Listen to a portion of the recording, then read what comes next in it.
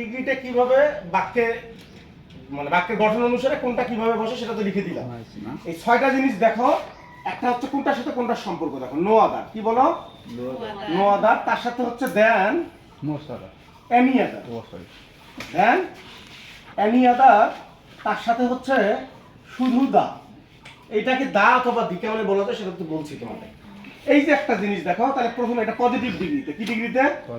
আর এই যে এটা হচ্ছে কম্পারেটিভ ডিগ্রিতে, আর এটা হচ্ছে কি সুপারলেটিভ। ডিগ্রিতে।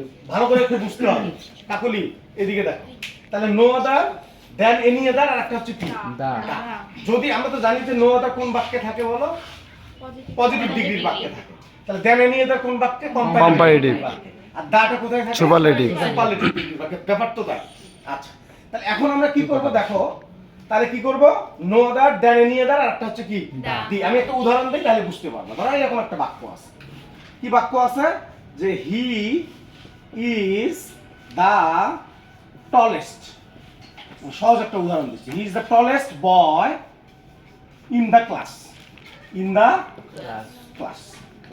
খুব ভালো করে মনোযোগ দাও, একেবারে বুঝে যাবো। দেখো, he is the tallest boy in the class. তাহলে এটা কি মানে কোন ডিগ্রিতে আছে বলো?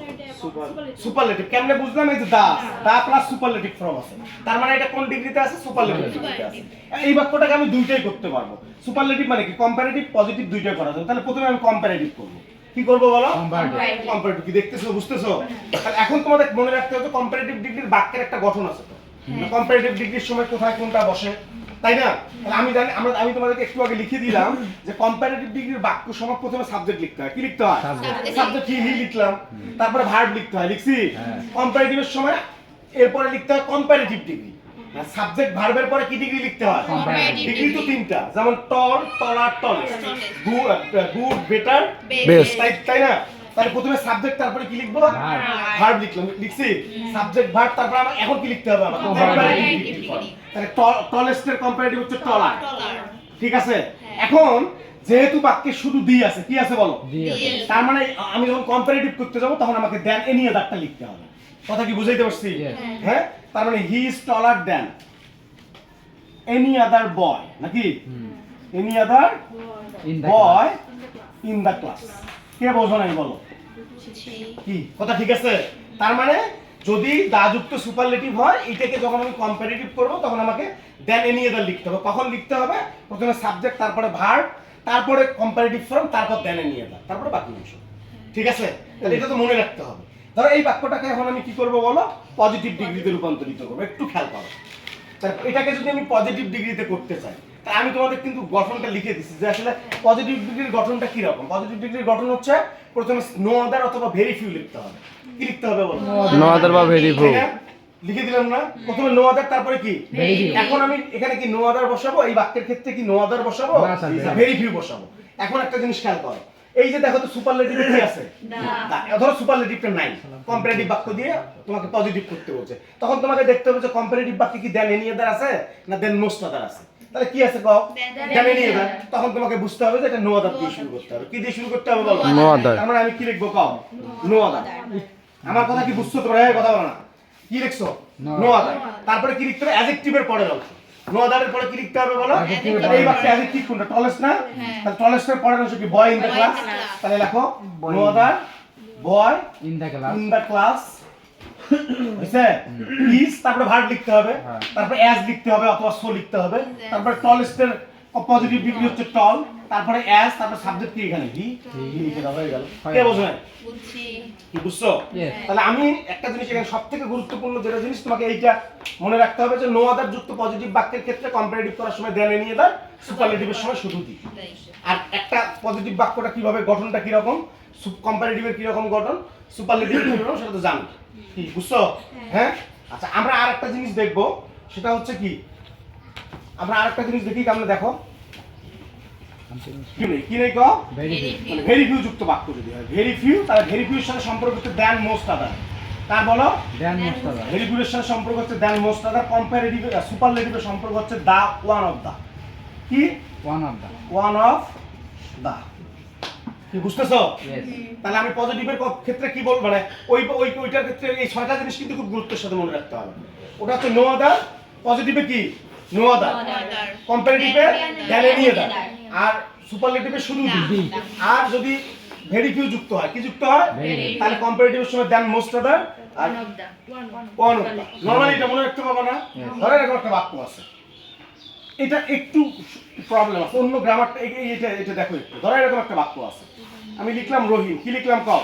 রহিম করেন রহিম ইজ, হ্যাঁ, Rahim is one of, the Rahim is one of the, Rahim is one of the, কি লিখবো কও? Rahim is one of the NICEST, nicest না হয় নাই?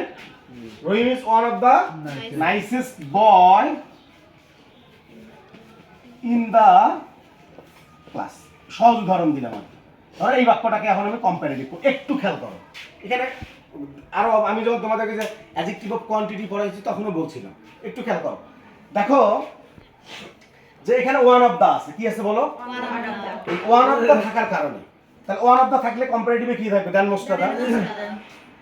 আর পজিটিভে থাকবে কি? ভেরি ভেরি, তাই না? একটা জিনিস খুব গুরুত্বের সাথে দেখবে, এগুলো যে কারেকশনে দিবে বা বাক্যে ধরো যে এমন না বাক্য দিবে, Rahim is one of the nicest, এই যে বয় আছে না, এই যে বয়, এই বয়ের জায়গায় শুধু বয়েজ না দিয়ে বয় দিবে, তখন কিন্তু বাক্যটা ভুল হয়ে গেল। কথা কি বুঝাইতে পারছি? এই বয়েজের জায়গায় যদি তুই শুধু কি দাও, তাহলে কি হয়ে যাবে বলো? আমি একটা কথা বলতেছি, এটা খুব গুরুত্বের সাথে মাথায় রাখবা। একটা হচ্ছে very few, then most other, one of the. এই যে ওয়ার্ডগুলো যদি কোনো বাক্যে থাকে, ওই বাক্যের যে নাউনটা থাকবে ওই নাউনটা মাস্ট বি প্লুরাল হতে হবে। কথা কি বুঝাইতে পারছি? এখন তোমরা বলতে পারো যে স্যার এখানে বয়স কেন, বয়সটা কেন হইল, তাই না?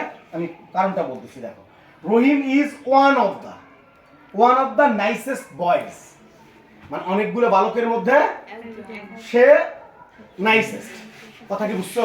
ওয়ান অফ দ্য নাইসেস্ট, মানে ধরো ওখানে আরো নাইসেস্ট আছে, তার মধ্যে সে হচ্ছে কি? One of the. কথা ক্লিয়ার? তার মানে ভেরি পিওর পরে যদি নাউন বসে সেটা কি হবে? প্লুরাল হবে। যদি দেন মোস্ট আদারের পরে নাউন বসাইতে হয় তাহলে সেটা কি হবে? কি কথা বুঝাইতে পারছি? হ্যাঁ, মনে রাখবে এটা প্লুরাল, মাস্ট বি প্লুরাল লিখতে হবে। এখন দেখো এই বাক্যটাকে আমি কম্পারেটিভ করব, কি করব কও? তাহলে কম্পারেটিভের গঠন কি? প্রথমে সাবজেক্ট লিখবো, তাই না? তাহলে প্রথমে সাবজেক্ট লিখলাম, তারপরে কি লিখবো? ভার্ব, রহিম ইজ, তারপরে কি লিখতে হয়? কম্পারেটিভ ফ্রম, তাহলে কি হবে? নাইসার, তাই না? ঠিক আছে না নাই? তারপরে কি লিখবো? দেন মোস্ট আদার, যেহেতু ওয়ান অফ দা আছে লিখবো দেন মোস্ট আদার, তারপর যা আছে বাকি অংশ boys than most other, boys in the class. কে বোঝো নাই? শ্রাবন্তী বুঝছেন? হ্যাঁ, কাকলি বুঝছো না? কি নিশা? ঠিক আছে, আখি?